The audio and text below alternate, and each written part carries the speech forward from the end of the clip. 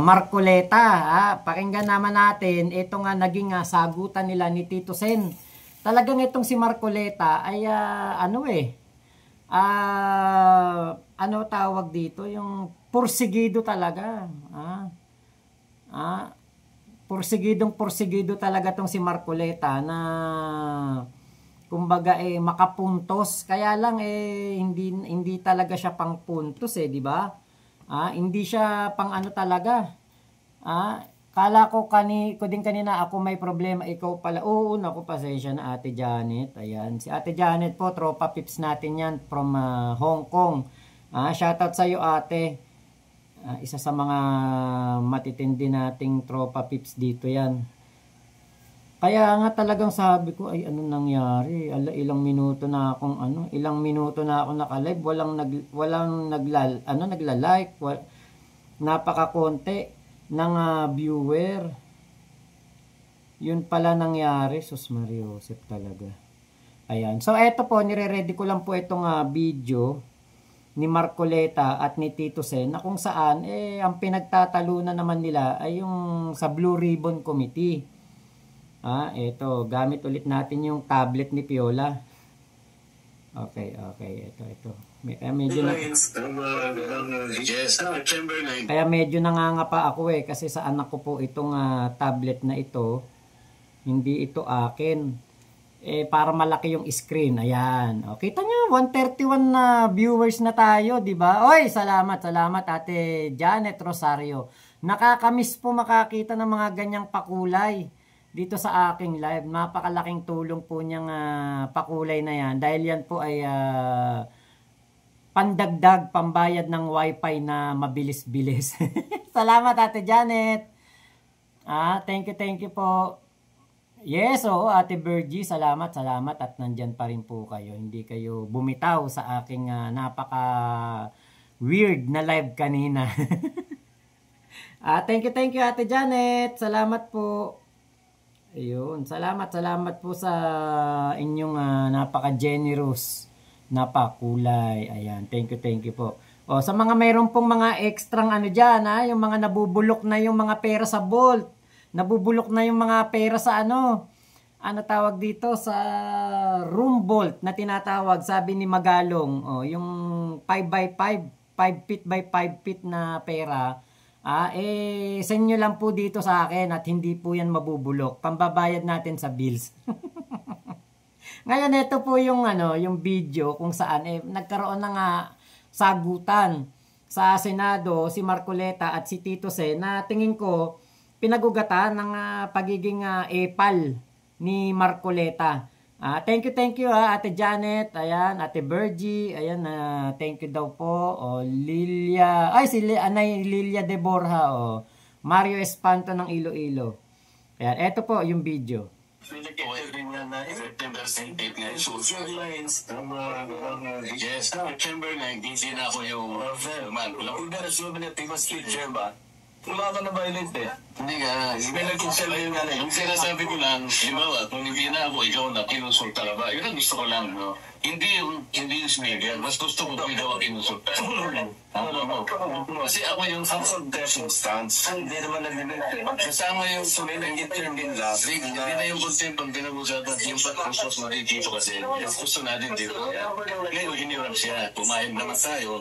Pero ang kanyang kondisyon na binigay, actually, yung immediate. Tapos, ito, intervening friend, wala pa yung request. September 8 yung yung September 8 ang sulat. Kaya nga, pero yung condition mo, September 8. Kaya nga, September 9, happy, ibalik nyo dito in the Senate, hindi sa PNP. Oo nga, pero masinto. Pero kinonsulta nga, ikaw na nun bro. Kinonsulta ba siya man ng pulis? Ayun na yun. Ang kinonsulta lang siya yung speaker Dapat hindi kinonsulta ko. Ako, walang kinonsulta. Hindi na nag-request nga si speaker. Sino sabi mo si speaker? O di ako nag-desisyon. Hindi mo. Tapos naman lang siya. Sinonsulta ko. Pero man nag-Blue Ribbon na. Yan ang sinasabi. Naintindihan ko yun. Pero yung consultation is important because yung Senate custody nandito, yun ang condition na binigay ninyo. But that was the condition that you gave Senate. Legal, and physical. Yun naman ang tama eh. Hindi na hindi na kailangan. Ibabalik natin si Mibia.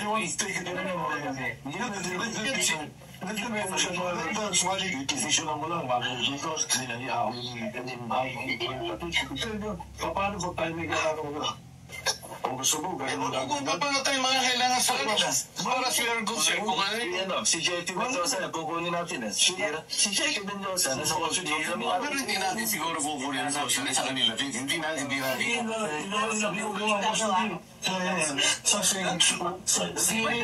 merienda mo tayo. Merienda mo lang tayo. Inggoy, magulo ko tayo. Ngayon, diba? Ang pinagtatalunan nila dito si Bryce Hernandez at ang mga nakontempo sa Senado, sa Kongreso, kung sino man 'yon. Si Bryce Hernandez kasi ang gusto nila ibalik sa Senado. Gusto ni Marcoleta. Pero itong si Tito Sen nga nagdesisyon na ipaubaya ito o sa PNP custodial sa Camp Crame. Tapos ngayon ang pinagkatapusan napunta sa Pasay. Itong si Bryce Hernandez. Kasi ito ngang si Marcoleta, gustong-gusto nitong ma-corner si Bryce. Gustong-gusto nito. Kasi nga po, 'di ba, ang script ni Sara Diskaya at nitong si Curly Diskaya ay script nitong si Marcoleta. Yan ang napagkasundoan nila diyan eh. Kaya lang si Bryce Hernandez kasi ang gusto ilabas yung katotohanan, hindi script ni Marcoleta. 'Di ba Kuya Joel? Shoutout sa mga nandiyan po. Mamaya basahin ko comment po ninyo. 'Di ba? 'Yan ang gusto ni Marcoleta. Ma-corner niya si Bryce. Tapos sa susunod na hearing, iba na naman ang sasabihin ni Bryce kapag nakausap ni Marcoleta kasi posible itong takutin, i-manipulate iba nitong si Marcoleta. Sabi nga ni Marcoleta, meron daw galing daw sa isang informante niya sa Kongreso. Tinatakot daw o parang pine-pressure daw itong mga Diskaya para magturo ng senador na sangkot sa flood control project o flood control program. At kapag hindi daw po nagpangalan ng senador, etong mag-asawang Diskaya, iko-contempt daw po sa Kongreso. Yan ang sinasabi ni Marcoleta, which is, hindi ito makatotohanan, napakalayo nito. Or baka kaya ganyan ang naiisip nitong si Marcoleta, dahil gawain niya yan eh. Diba? Baka gawain niya yan na meron siyang ginagawang pananakot sa mga tao para ito pong mga resource person ay magsalita laban sa mga taga-kongreso. Kaya kaya naiisip siguro nitong si Marcoleta yan. 'Di ba? Bakit naman papasok sa isip mo 'yan?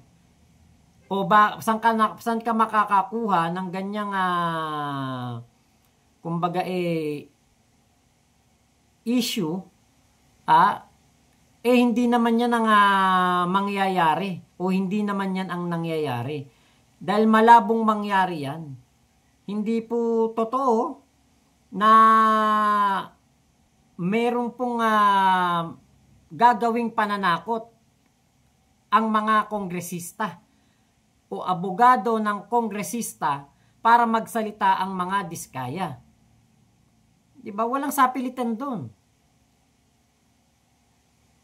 Halatang-halata nga na may selective memory O naaalala lamang itong mga Diskaya, 'di ba? Hindi nila sinama yung 2016 to 2022 na issue sa kanila na kung saan sila ang pinaka malaki ang mga nakuhang proyekto sa DPWH. Sila ang top contractor ng Duterte administration. Ito yung sinabi ni Marcoleta. Meron pong nag-text sa akin sa magitan ng emissary, ng abogado ng Diskaya, Mr. President. Meron po palang isang congressman, kanina pong nag-hearing sila, nakausap yung abogado ng Diskaya. Kailangan, meron kayong matukoy na senador sapagkat makokontempt kayo. Nasa akin po yung text message, Mr. President. Sa mga tweet, gusto lang nilang magpangalan. Hindi po mabuti yun. Kailangan po, sa tulong na rin po ni Senator Lacson, total naumpisan na yung mga contractors, naumpisan na itong mga kawani at opisyalis ng DPWH na talagang kandidato na po talaga sa impyerno. Matukoy po talaga kung sino-sino po yung palaging kausap ni Yusek Cabral na sila po yung sindikato dito. Para po yung walang kasalanan ay huwag pong madamay. Maraming salamat po, Mr. President. Salamat po, Your Honor. Kita nyo? At meron pong Yan ba'y makatotohanan? Sus Mariosep, chismis lang yan. Napakadali lang, di ba? Kunwari ako si Curly Diskaya. Utusan ko yung abogado ko. Sabihin ko, huy, chat ka kay Marcoleta. Kunwari merong kongresista na umaano sa akin, kumausap sa akin na para magturo ako ng mga senador sa flood control program. Sabihin mo kay Marcoleta. Napakadali nun eh. Pero yung ebidensya, meron ba? Itong si Curly Diskaya, nung nandoon sa Senado, nang magsalita sa Senado, siraan si House Speaker Martin Romualdez, siniraan si Saldico, wala po man lang kahit isa na ebidensyang naipakita. Pero si Bryce Hernandez, si JP Mendoza, meron silang mga pinakita ng mga litrato at mga chat ng mga senador, tauhan ng senador, na sinasabi nga po na meron silang mga komisyon, porsyento mula sa mga proyekto ng gobyerno. 30%. Diba, kumbaga, inaagapan na kagad ni Marcoleta to, na merong sasabihin, merong ganitong congressman, ganyan, para mahaluan or ma-ready nila, ma-set na nila sa isipan ng mga Pilipino na ang nangyayari sa Kongreso na hearing ay moro-moro. Pero kitang-kita natin ang moro-moro nandito sa Senado. Mas mabuti pa nga dun sa Kongreso may mga ebidensyang inilalabas. Mas mabuti pa nga dun sa Kongreso ang mga tanungan. Walang pinoprotektahan. Diba? Biruin mo, ikaw ay senador. Naniniwala ka sa hearsay.